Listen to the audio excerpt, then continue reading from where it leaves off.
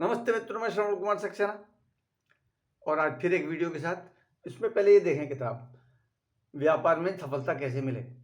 Exactly मैं नहीं पढ़ रहा, पर ये दो जो व्यक्तित्व दिखाई दे रहे हैं इस समय चर्चा में है, मिस्टर डोनाल्ड ट्रंप और दूसरे हैं मिस्टर रॉबर्ट कियोसाकी, जिन्होंने मिलकर ये पुस्तक लिखी है। एक पुस्तक और लिखी है लोगों ने, why do we want you to be rich.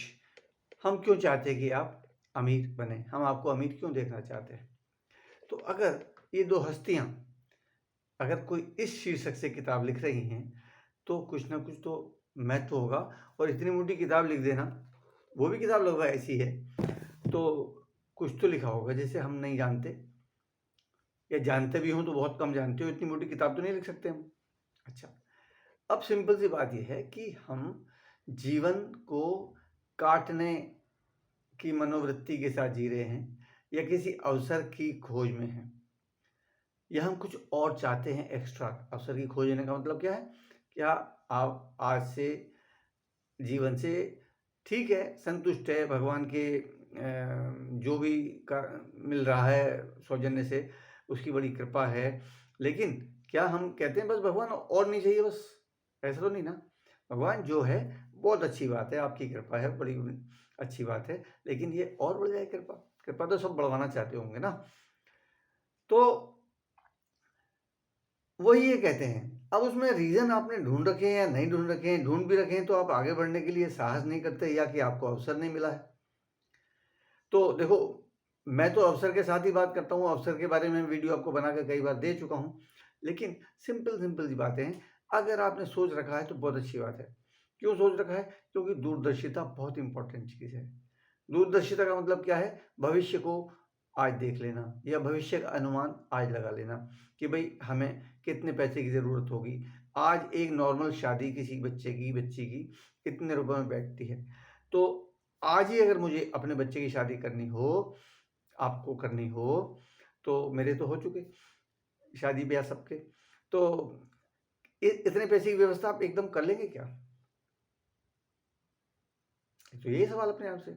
और अगर कई बच्चे हैं तो वैसे तो आजकल दुर्भाग्य से 2 से ज़्यादा बच्चे बहुत कम सुनने को मिलते हैं, लेकिन जितने भी हैं आपके पास व्यवस्था है क्या? नहीं है तो क्या होगा? एकदम बरसात थोड़ी हो जाएगी कोई। और जितनी आपकी सैलरी है उस सैलरी से अगर एग्जैक्टली नॉट यू, लेकिन अधिकतर लोगों को अगर 20 तारीख के बाद पहली तारीख देखनी पड़ जाती है तो कैसे व्यवस्था हो जाएगी? ये तो नौकरी से जो मिलने वाली सैलरी है तो जीवन यापन करवा पाती है। और बच्चों की पढ़ाई के लिए आपके पास पैसा है? अगर आपके बच्चे छोटे हैं, आप अब अभी युवा हैं, बच्चे बहुत छोटे हैं, तो बच्चे आजकल प्रोफेशनल पढ़ाई करते हैं। बच्चे, लड़कियां भी प्रोफेशनल चुनती हैं, क्योंकि उन्होंने ट्रेंड देखा हुआ है कि जो लड़के हैं आजकल के, वो भी ऐसी लड़की देखते हैं जो नौकरी कर ले। क्यों कर ले? ज़िंदगी सब अच्छी चाहते हैं और चाहते हैं कि भाई दोनों जना कमाएंगे तो हम उस तंगी से नहीं गुजरेंगे जो मेरे पेरेंट्स ने देखी है। कुछ पेरेंट्स के लिए भी हम कर पाएंगे, इधर उधर के लिए भी कर पाएंगे। वो बात अलग है कि आगे चल के स्थिति ऐसी हो जाती है कि कॉस्ट ऑफ हाउस इतनी ज़्यादा होती है कि वैसे तो जगह जगह के ऊपर बात है, लेकिन 1 करोड़ रुपए मकान में लगने कोई बहुत बड़ी बात नहीं रह गई है। अगर ठीक ठाक आप मकान, मान लो 150 गज का मकान बनाने चलो या डबल डुप्लेक्स लेना चाहो तो आराम से 1.5 करोड़ रुपया लग जाएगा। जैसा शहर, जैसी लोकेशन, वैसा उसका मूल्य। तो उसके बाद चलो फाइनेंस करवा लिया, अधिकतर लोग फाइनेंस करवाते हैं, तो ईएमआई जाएगी। ईएमआई कटने के बाद क्या होगा हालत? जब बहुत बढ़िया मकान में रहेंगे, आजकल शहर बड़े बड़े हो गए हैं, आप बाइक पे कब तक चलते रहेंगे? अब लग्जरी नहीं रही गाड़ी, खासतौर से बड़ा शहर है तो कुछ ऐसे कॉस्ट ऑफ लिविंग ऐसी बढ़ती चली जाती हैं कि आदमी हमेशा हाँफता ही रहता है, ये मीट आउट करे, वो मीट आउट करे। और जब आपका स्टैंडर्ड ऑफ लिविंग बढ़िया है, आपका घर बढ़िया है, फर्निश्ड है, फर्स्ट क्लास, तो घर बढ़िया लेंगे तो उसी हिसाब से सजावट में पैसा लगता है, और सारी सुविधाएं इकट्ठी करेंगे तो फिर स्टैंडर्ड हो जाएगा। तब आप लेन देन में भी ऐसे काम नहीं चला सकते। दूसरों को तो लगेगा अरे यार पता नहीं कितने खच्चे गड़ नहीं हैं इनके पास, और शादी में कुछ आप दोगे नहीं, लिफाफे हल्के हल्के होंगे, तो वहाँ भी लोगों के मुंह थोड़े से बनते हैं। नेचुरल है। आप दूसरे को देख के और एक्सपेक्ट करते होंगे और वो एक्सपेक्टेशन पूरी नहीं हो तो कबर खाल तो मुर्गा ही जानता है, आपको क्या पता। आपको अपना पता होगा, उनको अपना पता है। तो मतलब मैं प्रैक्टिकल बात कर रहा हूँ कि क्या एक और इनकम की ज़रूरत है। अभी मैं यहाँ आपसे बात कर रहा हूँ, एक ट्यूब जल रही है। अगर एक ट्यूब इतने ही वाट की इस दीवार पर और जल जाए तो उजाला और अच्छा हो जाएगा, नहीं हो जाएगा? सेम चीज़ है। एक इनकम से काम चल रहा है आपका, ठीक है, ठीक ठाक चल रहा है भाई, लेकिन एक और चल जाएगा तो क्या होगा? अधिक उजाला हो जाएगा। यहाँ उजाले से मतलब क्या है? सुविधाएं हो जाएंगी, आप फ्यूचर के लिए भी कर पाएंगे। आपका अगर ईएमआई वगैरह है तो आराम से चली जाएगी उतना, क्योंकि पैसे की कमी यानी कि टेंशन, और टेंशन का मतलब क्या है? डिजेनरेशन ऑफ सेल्स, और उससे बीमारियां। चिंता चिता से भी बदतर होती है। तो ये बात फिर भी लौट फिर के अपने तक ही आई, क्या हम किसी की हेल्प कर पाते हैं? अरे हमारी ही कर दे कोई। क्या हम चैरिटी कर पाते हैं? अरे दे तो देते हैं यार, 5-10 दे दिए, 5-200 उसे दे दिए, और भैया वो रसीद काटने वाले आते हैं जागरण में और वगैरह वगैरह में, तो दे तो देते हैं हम 51 रुपये, 101 रुपये। कुछ लोग ऐसे हैं जो ऑलरेडी जिनको रहता है तो वो कहीं दान की उचित जगह होती है तो वो देते हैं। लेकिन क्या हम देते हैं? क्या हमारे मन में आता है कि हम कुछ ऐसा काम करें जो हमारे घर वालों को भी खुशी हो? मान लो एक चैरिटेबल होम्योपैथिक हॉस्पिटल ही खुलवा दो, तो वो खर्चा हम अफोर्ड कर सकते हैं क्या? मन में आता है। बच्चियों के, जिनके बेसहारा बच्चे हैं, उनके शादियों में कुछ कंट्रीब्यूशन कर दें आप।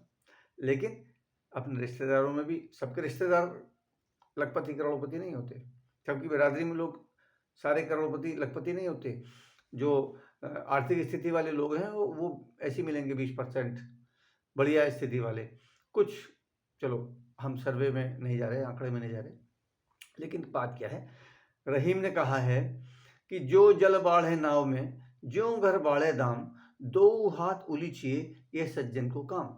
तो हम उलीच से कितना है, हम पर्याप्त कमाते हैं या नहीं कमाते हैं, ये इससे पता चल जाता है कि हम उलीचते कितना है, यानी कि हम समाज के लिए, दिन दुखियों के लिए कुछ कर पाते हैं क्या?